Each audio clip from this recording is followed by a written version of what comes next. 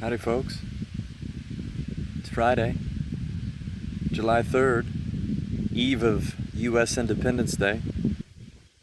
I wanted to do more like vloggy, let's get vloggy baby, like daily, weekly musings, which I've done in different ways, but like speaking about what's been going on. This last week, death has been ever present globally. Venezuela, for one, is the global signs of death. Not signs, but like instances of a lot of people dying, you know. Here in nature, I've been noticing it though, as well. It's almost like a dying season. The heat has been like that for a lot of people as well. So we're connecting this to like this power of the sun and how it's influencing the earth, and then that connects to like seismic events, but also the sun's effect on nature itself outside of like the earth. The animals here, the dogs specifically, there's been like three deaths, two attributed to the dog, the other one we don't know. So the first one I found was a fox, just like on the property here, one of the dogs it killed. It's the first time I've been that close to a fox, so I have this like feeling of sadness but also like curiosity at the same time, you know. And being this, to me, I feel called when I see something, well, like the body that's left over, right? I've been aiming to see this, connecting to the spirit in all things, spirit of God in all things, divine in all things, all of God's creatures, you know, big and small. So this fox is super interesting, you know, very small, a lot smaller than I thought. It's cute. It's like I wanted to have, like, be friends with foxes. I want to be friends with all animals. So seeing it dead was sad. But then I buried it, did a little ritual, little ceremony for it. And then days later it was a badger, and I had never seen a badger either. Much bigger than the fox. I noticed his paws and his claws. So once again, like I was both curious and kind of sad to see it there, lifeless, but also never been that close, so there's curiosity, this kind of wonder and amazement at the same time. It's a mixture of feelings. So I buried that next to the fox. And it's like waking up, like the mornings have been that, like waking up to like, okay, a dead body, and then how does that change the day, change the mindset as well. And then there was a kitten. Kittens were born. So there's some cats that are pregnant as well, but one had his kittens. There was 4 of them. We had found last week. I think last Thursday I had found them. One of the dogs found them in the cat house. So the mother moved them in the cat house.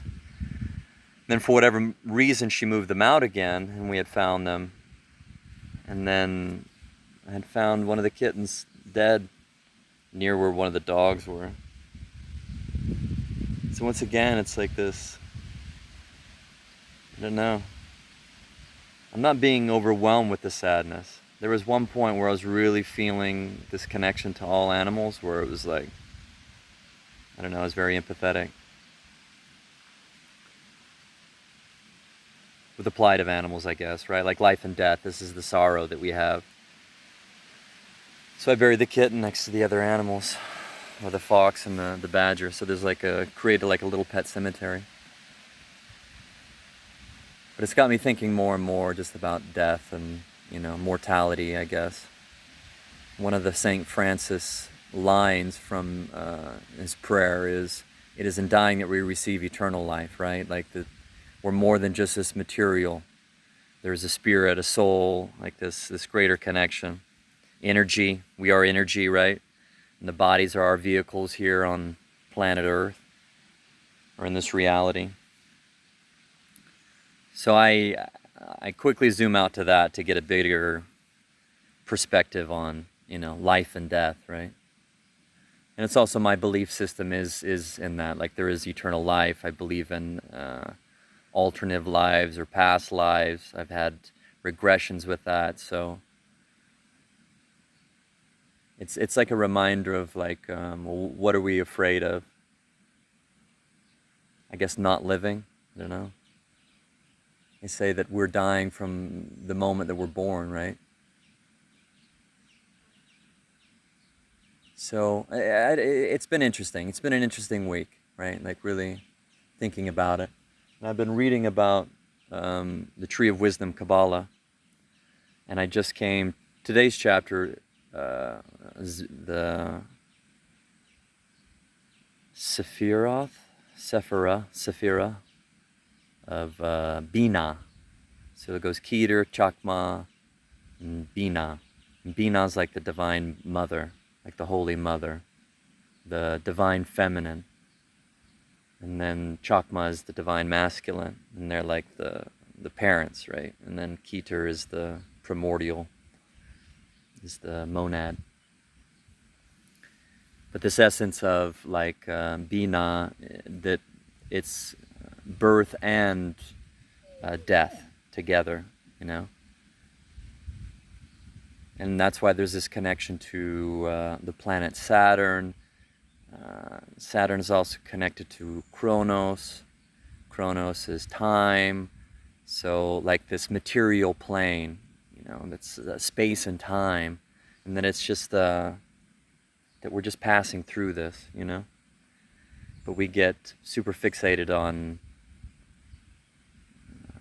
that this is the only experience that we have, right?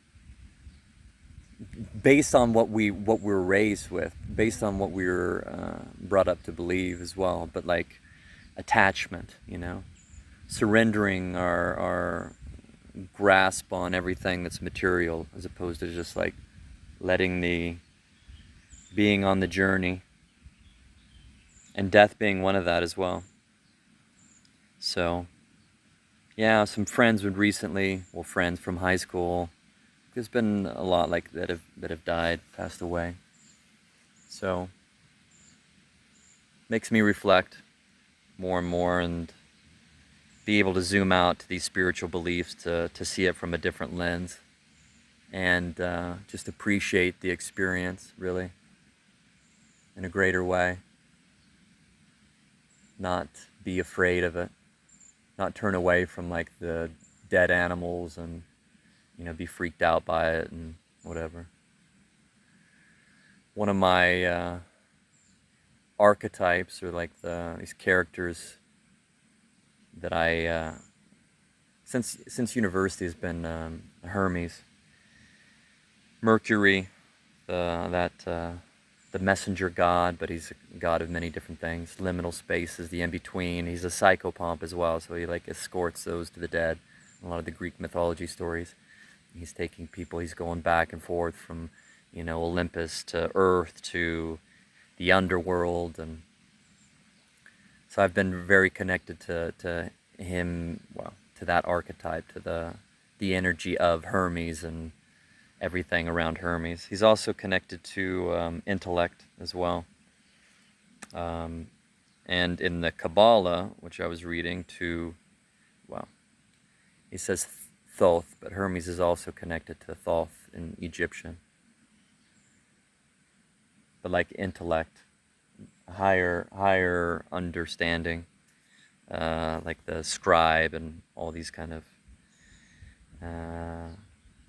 priests and knowledge, human knowledge. But the escort of the dead to the underworld. So I think about that energy when I see a dead animal, or even with if I'm with a human that's on their way out or dying, like, to be there, not to run away from it, run away from death, but to be an escort, such a guide, not an guide. Yeah. So there we go. 10 minutes. Speaking about death. It's life and death. You can't just speak about. That's the principle of polarity, right? Like it's all part of the experience.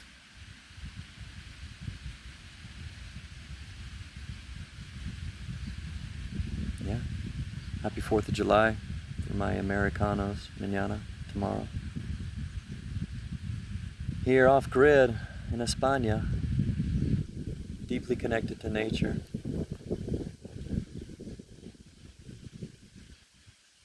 Yeah. Been quite an experience. It's been nearly a year here.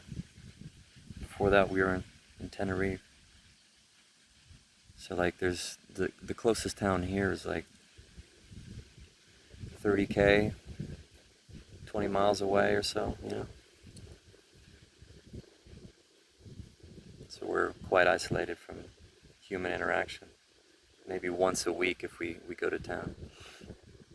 It's been very interesting. A retreat into nature, diving deeper. Sharon and Karen, have a great day.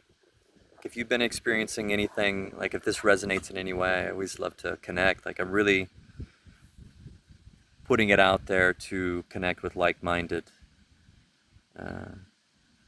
people that are open to share their experiences, you know. Mind, body, and spirit. Authentic Alpha is all about like the holistic health, the holistic journey, the journey of self, you know, becoming more of who we feel we're meant to become, I guess, higher selves, being our, you know, the leaders that we wish to follow. There's bugs flying everywhere. So, those who are resonating with these messages, like, I'm excited to connect and dive deeper with everyone. You know, build a community, meet up in person, these kind of things. Bring people here to this space and share these deep levels of nature. The doggies. These doggies are so sweet. Hi, I'm Dama. That's Milo. Milo the bagel. Have a great Friday, or whenever you're watching this.